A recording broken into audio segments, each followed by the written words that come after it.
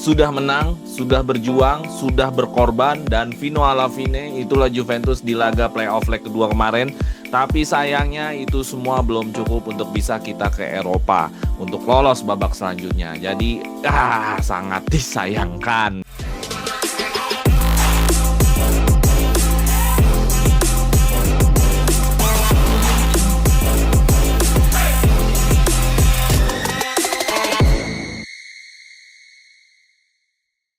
Ya.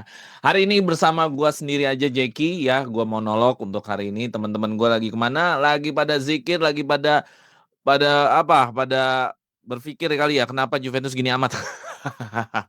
Nggak apa-apa ya, gue sendiri aja. Dan teman-teman yang baru lihat channel ini jangan lupa subscribe. Dan bagi teman-teman yang sudah sering nonton, yuk join membership supaya teman-teman bisa join bergabung sama kita, ngobrol sama kita di grup WhatsApp. Apalagi kalau setiap pertandingan, waduh itu nggak habis-habis live chatnya, gila banget. Terus setiap hari juga kita ngomongin Juventus all day, all time, setiap jam, setiap menit. Jadi lu nggak bakal kesepian deh untuk informasi tentang Juventus. Dan di situ juga ada Qris. Yuk dibantu Suara Juventini supaya channel ini tetap eksis sampai kapan? Sampai kapanpun. Jadi ayo dibantu ya. Oke, gue hari ini udah jelas ya, gue mau ngomongin tentang review Juventus vs Galatasaray. Betul kita memang sudah menang, betul memang kita sudah mencetak 3 gol, dan kita bukan hanya ciptakan 3 gol, tapi kita membuat peluang yang sangat banyak. Ada 28 tembakan, bahkan XG-nya itu 5,20. Dengan 3 gol, XG 5,20, artinya banyak peluang yang diciptakan di dalam kotak penalti. Tapi faktanya tetap satu, Juventus tetap tersingkir. Dan mungkin ini adalah salah satu malam paling kejam ya dalam beberapa tahun terakhir di Turin ya. Artinya karena untuk pertama kalinya dalam sekian lama gue melihat Juventus bermain nggak ada rasa takut ya. Jadi dalam benaknya mereka kayaknya mereka nggak sadar mereka ketinggalan jauh. Kayaknya mereka punya hasrat yang ngotot banget. Main dengan penuh keyakinan, main dengan struktur, main. Ya itulah yang gue lihat dari apa yang gue tonton menggambarkan itulah. Tapi sepak bola Eropa nggak cukup cuma bermain baik, itu paling penting. Ini soal momentum, soal disiplin, soal momen kecil yang menentukan akhir pertandingan, dan playoff UCL itu membuktikan bahwa satu elemen kecil bisa menghancurkan segalanya. Jadi, kemenangan ini sebenarnya bukan kemenangan biasa ya, kalau kita mulai dari angka.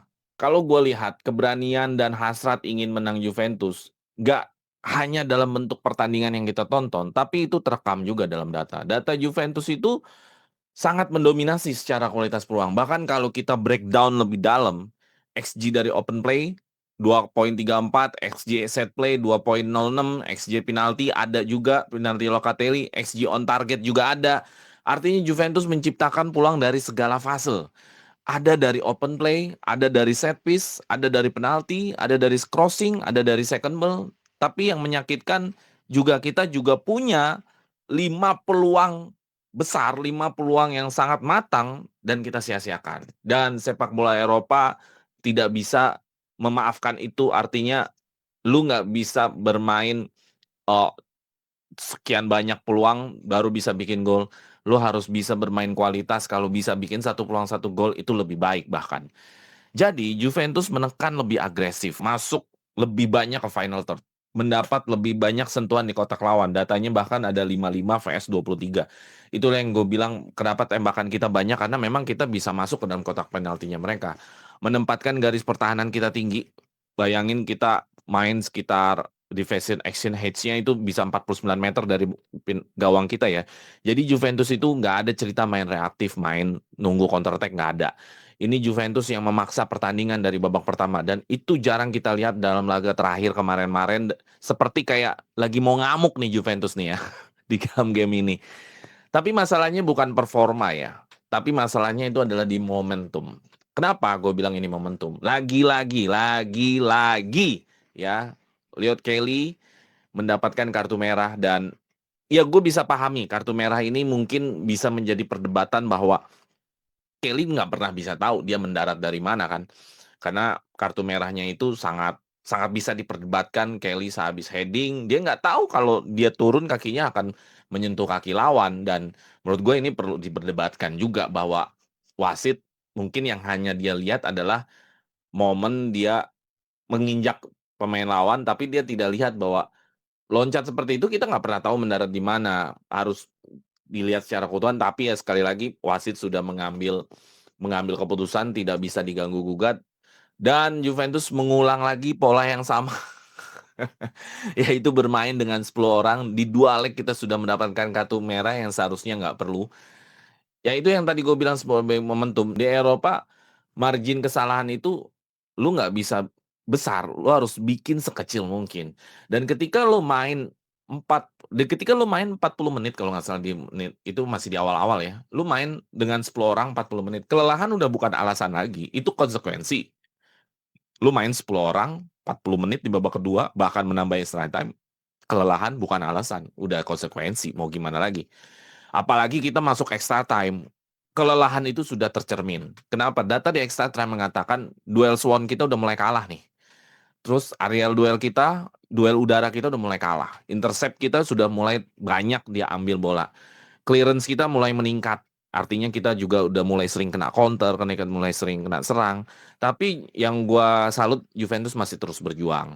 Walaupun kontrol kontrol Juventus di extra time itu udah mulai melemah. Jadi memang di game ini seharusnya Juventus tidak perlu lagi masuk ke extra time kalau bermain 10 orang.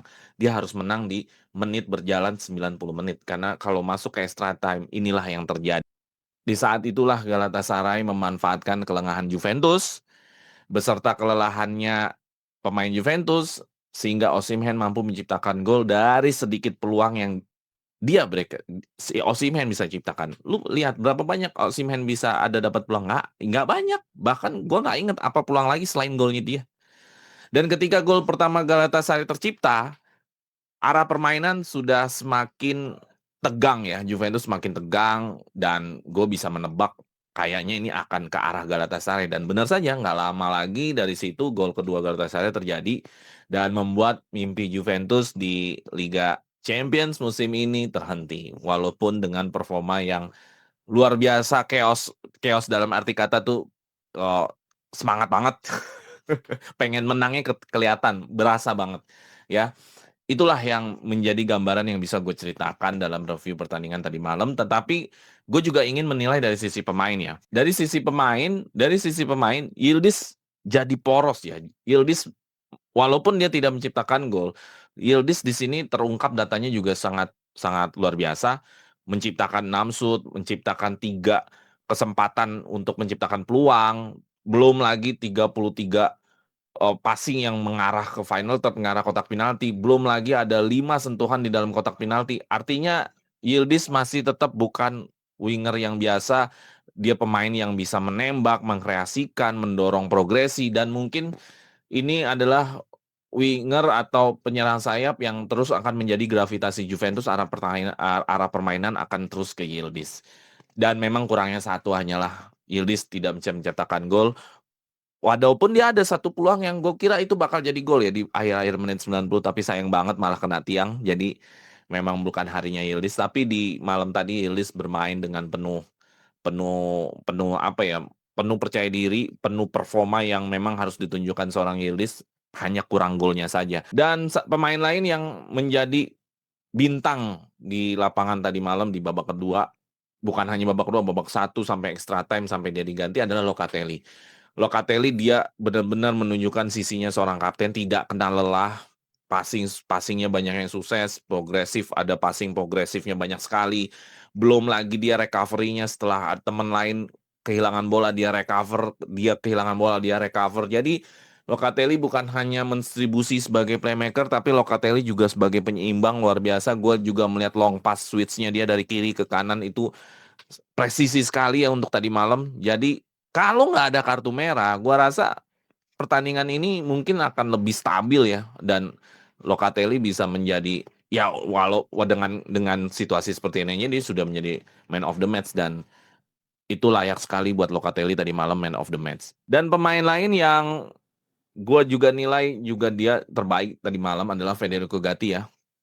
Walaupun catatannya Federico Gatti sudah sangat kelelahan di golnya Osimhen, dia tidak bisa membaca lagi jalur passing. Ya gue udah ya gimana? Kan tadi prinsip gue ya bahwa ketika lu main 10 orang, ini nggak bisa main di extra time, ini pasti akan kelelahan. Kelelahan adalah konsekuensi ketika lu bermain 10 orang. Tapi tidak menutup fakta bahwa dalam perjalanan pertandingan, Gatti bahkan menciptakan gol kedua ya. Gatti menciptakan gol kedua dan itu gol yang sangat penting yang menambah lagi semangat Juventus untuk bisa terus mengejar gol. Duel udaranya sangat krusial, back yang bisa jadi ancaman ofensif ya. Karena ya kita juga nggak sadar bahwa ternyata yang gol keduanya dari Federico Gatti kan, bukan dari Yildiz, bukan dari David, bukan dari mana-mana. Walaupun ada kelengahan memotong jalur umpan, ya is oke lah, itu sudah sangat kelelahan. Ada Weston McKennie. Weston McKennie selalu jadi kartu as ya. Juventus tidak bisa dibilang lagi bahwa ya jimatnya ada di Weston McKennie. Berapa kali penyelamatan yang ditolong sama Weston McKennie? Ya, entah itu gol, entah itu assist. Jadi musim 2025-2026, jimat Juventus ada di Weston. Selalu jadi kartu as. Bahkan dia adalah penyeimbang agregat kita yang menyebabkan kita menang dengan skor 3-2 atau penyeimbang agregat sebelum Galatasaray menyeimbangkan. Tetapi ada pemain lain yang gue sayangkan, kalau tadi performa yang gue anggap bagus, yang gue sayangkan adalah Edon Zegrova. Punya peluang emas di extra time babak pertama tentunya ya, dan itu gagal, dan itu masih menjadi perdebatan di Juventus ini dimanapun, bahwa Edon Zegrova ini sayang sekali ya, kalau itu terjadi gol, gue rasa ceritanya akan berbeda, tapi takdir berkata lain. Bahwa sepak bola Eropa tidak selalu ditentukan oleh sekian peluang, 10 peluang, belasan peluang, tapi dibikin oleh satu keputusan yang sangat decisif, sangat tegas, yaitu kalau lu punya satu peluang, langsung bisa cetak gol, itu lebih baik. Ya seperti apa yang dilakukan Osimhen dan pemain-pemain lain banyak yang nggak bisa semua gue ceritain satu-satu karena ya waktu juga lah ya, terlalu banyak. Tetapi itu yang gue highlight. Ya mungkin ada David yang coba untuk link up, tapi yang kita butuhkan dari David adalah bagaimana predatornya dalam kotak penalti, dan itu juga tidak terlihat gitu loh. Ada beberapa momen dia malah kecot sendiri di depan gawang. Jadi ya sudahlah gitu. Ya kalau kita mau jujur, keguguran ini gua nggak melihat Galatasaray yang dominan seperti leg pertama ya. Walaupun possession mereka 30%, ya itu wajar ya, karena kan kita kan total bermain 120 menit, ditambah kita cuma main 10 orang. Tetapi field tilt mereka tuh kalah. Field tilt itu artinya adalah keberadaan bola ada di mana, bahwa keberadaan bola, field tilt itu hitungan keberadaan bola di area final third atau di area kotak penalti, dan mereka kalah di situ. Deep entries juga mereka kalah, artinya daya jelajah mereka bisa ke arah masuk ke final third juga mereka kalah. XG-nya juga kalah, artinya peluang mereka tidak banyak bisa ciptakan dari Galatasaray, tapi mereka lebih efisien, itu intinya. Mereka nggak buang banyak kesempatan, mereka nggak buang big chance, mereka lebih tenang dalam momen akhir. Victor Osimhen hanya butuh satu momen, itulah bedanya striker elit di Eropa ya, bahwa ketika lu nggak perlu banyak peluang, tapi 1-2 peluang lu sudah bisa bikin perbedaan, sudah bisa bikin cetak gol, itu yang dilakukan Osimhen ya. Jadi Juventus malam ini ya gugur karena bukan mereka jelek ya. Bukan mereka gugur karena apa, nggak ada rasa ingin berjuang, nggak. Sebenarnya mereka gugur bukan karena pertandingan ini, karena pertandingan di leg 1. Itu yang membuat mereka harus bekerja keras di leg kedua. Kenapa mereka kehilangan kontrol di leg pertama? Itu aja. Kayak seperti kartu merah, seperti kebobolan terlalu banyak, itu yang disayangkan. Sebenarnya kalau mereka bisa menahan di leg pertama itu menjadi 2-1 atau 3-2 deh, atau selisih 1 gol, atau atau Juventus tidak perlu kartu merah. Itu kan bisa beda cerita untuk apa yang terjadi di leg kedua. Jadi ya leg kedua itu ya hasil dari apa yang terjadi di leg 1. Tapi sikap yang ditentukan sama Juventus di leg kedua itu sudah benar. Dan apalagi yang menyebabkan kita gugur ya, kita kehilangan memaksimalkan, lebih lebih tepatnya gagal memaksimalkan peluang emas. Bahwa kita punya peluang emas itu ada, tapi bagaimana mengkonversi gol itu yang tidak ada. Peluang emas banyak sekali ya, tapi untuk pertama kalinya gue melihat lagi dalam waktu yang udah cukup lama main dengan sangat passion, main dengan cukup grinta. Gue ngelihat keberanian mereka untuk benar-benar nggak takut-takutnya main 10 orang, Ini gue lihat di game ini dan bener kata Del Piero, cara main lu seperti ini, sikap lu seperti ini, semangat lu seperti ini. Lu harus bisa taruh ini di game-game manapun. Entah mau lawan Pisa kek, entah mau lawan Cagliari kek, entah mau lawan Lecce. Jangan cuma karena lu dalam posisi kejepit, lu keluar nih situasinya. Udah kayak orang Indonesia kan kalau lu lagi mau ngumpulin PR, lu keluar nih kemampuan lu untuk mengerjakannya. Nah, jangan sampai kayak gitu. Dan mungkin kekalahan ini menjadi sinyal ya bahwa Juventus mau gimana nih ke depannya untuk bersaing di Eropa.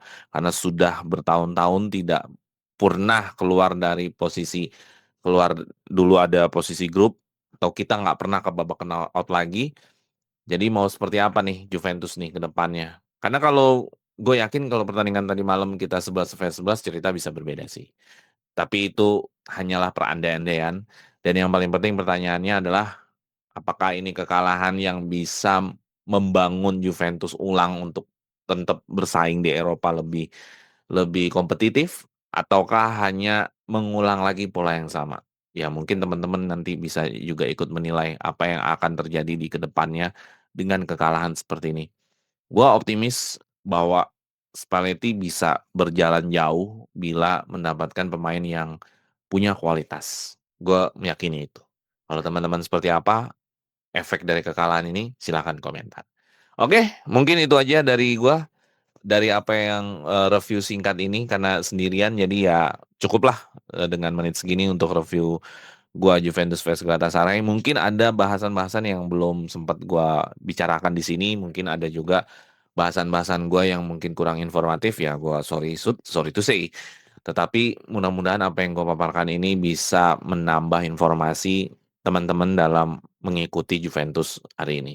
Oke, itu aja dari gue ya. Jangan lupa subscribe, share, like, dan join di membership kita.